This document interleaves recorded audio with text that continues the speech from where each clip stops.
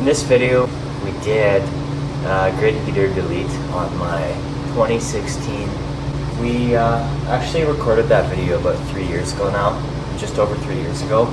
So I was actually able to find the clips. I was able to recover majority of it, but there's a couple clips in there that I couldn't recover. I put together a video with what I had the best I could, because I know grid heater deletes on these trucks are a hot topic. And I think it could be pretty beneficial to the right audience. So basically in that video, we go through the grid heater delete on the 6.7 here. You're gonna have to bear with me on some of the clips and whatnot, and some of that wording, I guess you could say. What made that a game changer was I took a 3/4 inch wrench for all the feed lines, and I'm almost positive it's probably metric because it's Dodge, or it's a Cummins, it's a Dodge, so it's more than likely metric because every bolt on this truck is metric.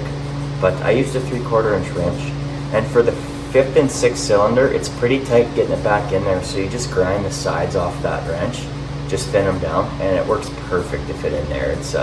It's a game changer. It helps a lot. We are wanting to start creating more content for you guys, more desirable to watch, I guess you could say. Looks completely different than what it did in that video. One of these days I want to do a walkthrough on this thing, kind of get you guys up to speed on what has happened to this thing. As you can see, I got one flare on the front, and I don't know if you can see or not, but there's none on the back. So this thing's been parked all winter, and I've just been tinkering away, working on it. I'm just tying up loose ends. I'll definitely be posting about that, and same thing with the other guys. We're going to be doing an S400 kit on it and stuff, and we know there's not that much videos about that, so we think, you know, for the right audience, that'd be a great video as well. But like I said, these clips were from 3 years ago. We did what we could back then. I recovered the files that I could to put a video together, so really just follow along, enjoy, and I mean, you know the drill. If you want to see more stuff like that, just let us know, subscribe, whatever, all that bullshit. So yeah. Oh, now it turns off. Fuck. We're back today doing some bullshit with some bullshit. Got D-mills. Got the intake horn. It's powdered, the same as all my shit in there. It's Illusion Violet. In the camera, it looks a bit f***ed. I ran it before on the stock grid heater. And it was actually spray painted, but the spray paint don't hold up worth shit. So we actually powder coated it.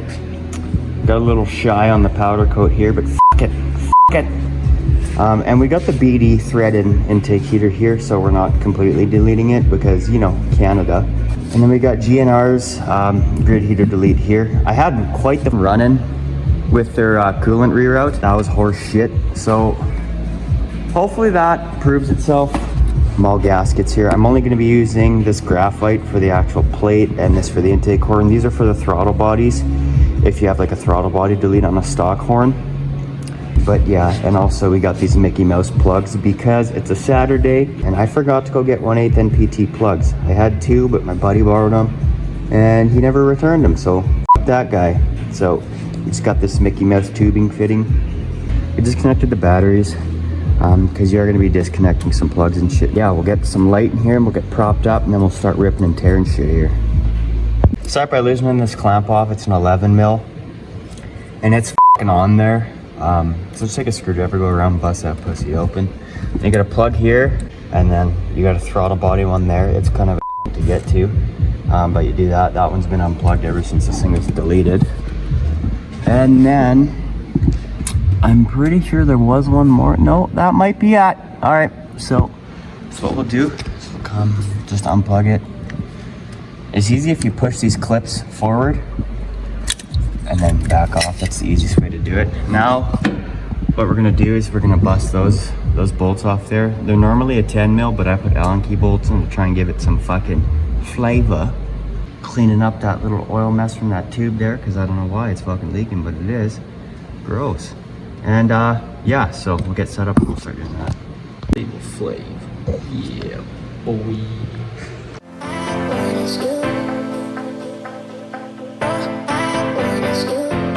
Jesus Christ.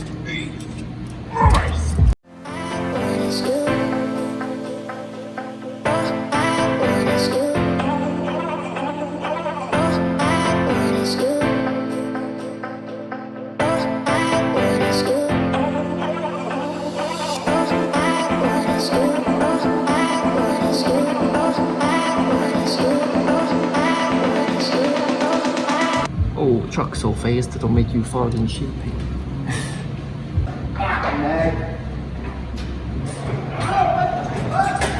Why is there a rock in here? I'm gonna pop that off, need some fucking packets. Grill is fucking. Thanks, Darren. Go back to paint school, asshole. Alright, so this fitting that goes into the block here, it's plastic, it's covered by my dipstick there.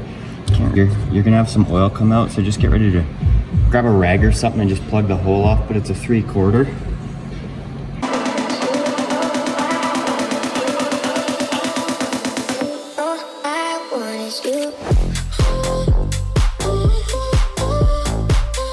Fuck you, chicken strips. Alright.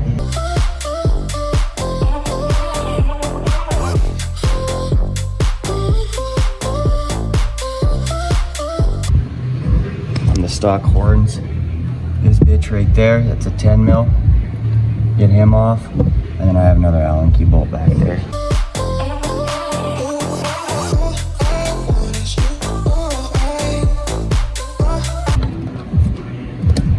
That SDP shit's probably around 500 bucks. That pump's probably 1,000. Deleted, she's gone. Okay, now we're gonna disconnect that grid heater wire. The killer grid heater. It's a 10 mil. Oh yeah, there's a fly on my intake wire.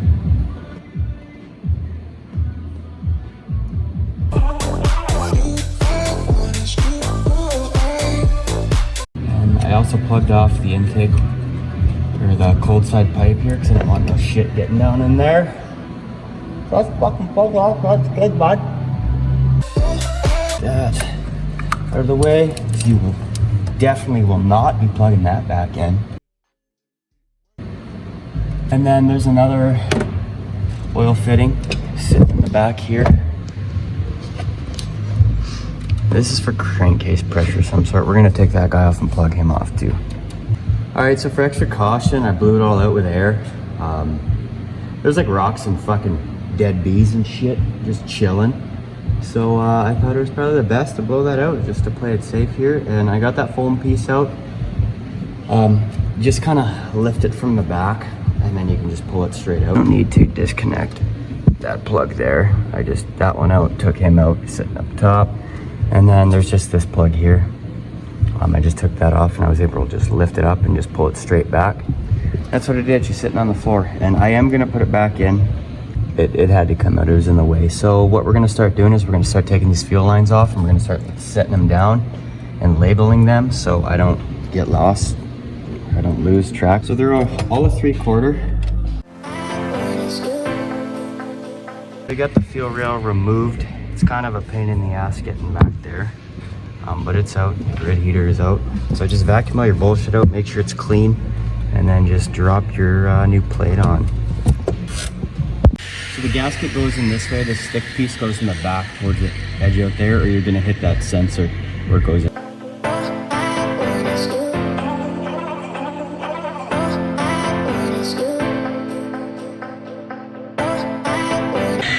So we got everything laid out here. We only had to take the first 5 injector lines off, the fuel rail's out. Here's a banjo bolt for a feed.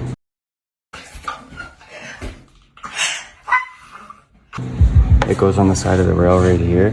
So we just lay it out and mark it so we don't know, or so we don't lose where is where. You could put them in bags, but we're not doing anything that's making any sparks or dust. Bullshit. So now I'm gonna take the sensor off here and thread it into the new one.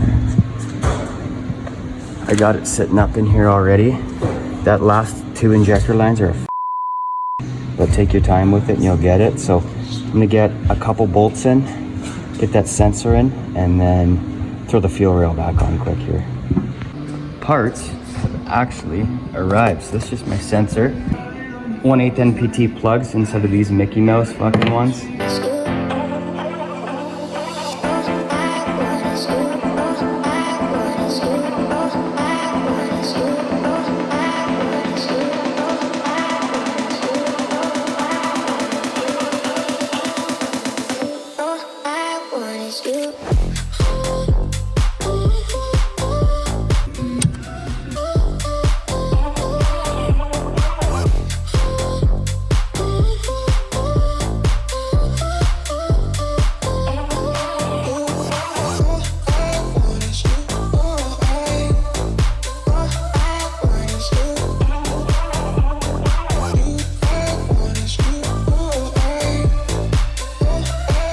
little FYI, so when you're looking at the rail, right here is number 1, 2, 3, 4, 5, 6, and it goes on.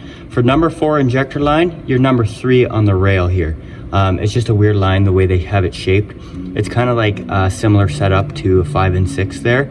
So just know that it is this guy right here. So the third one back on the rail.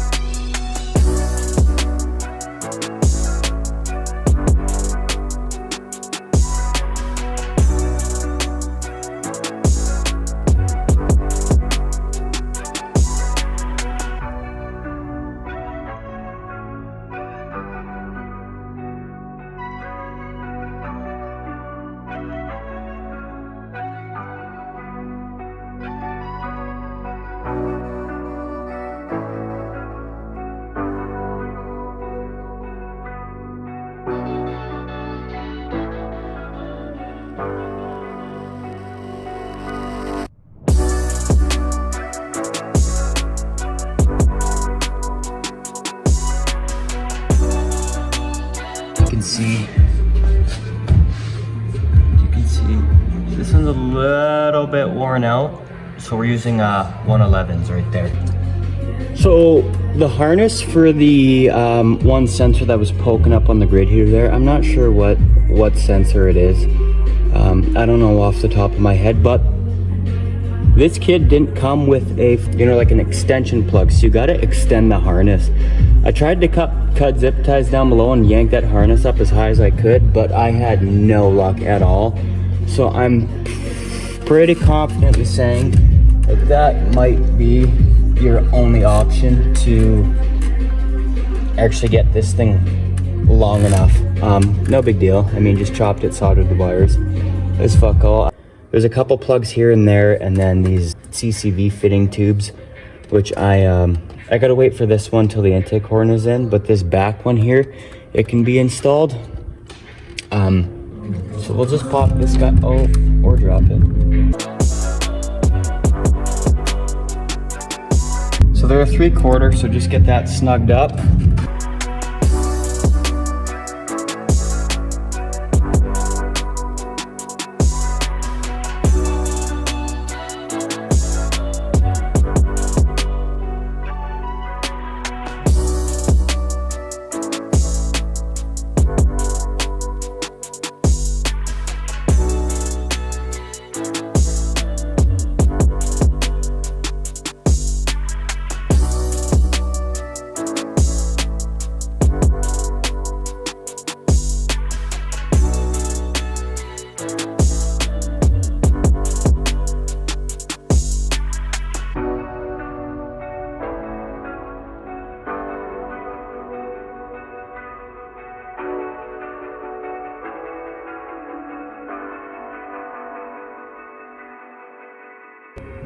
So that wraps it up for the engine bay.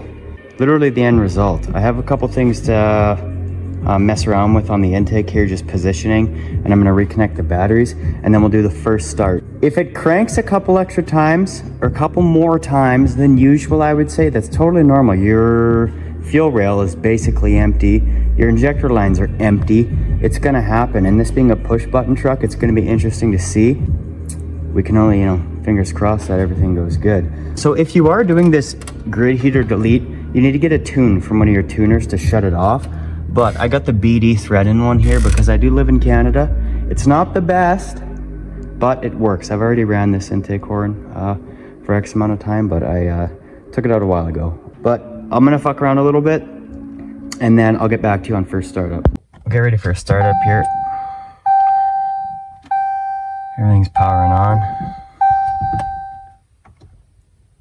Up to the grid heater's done.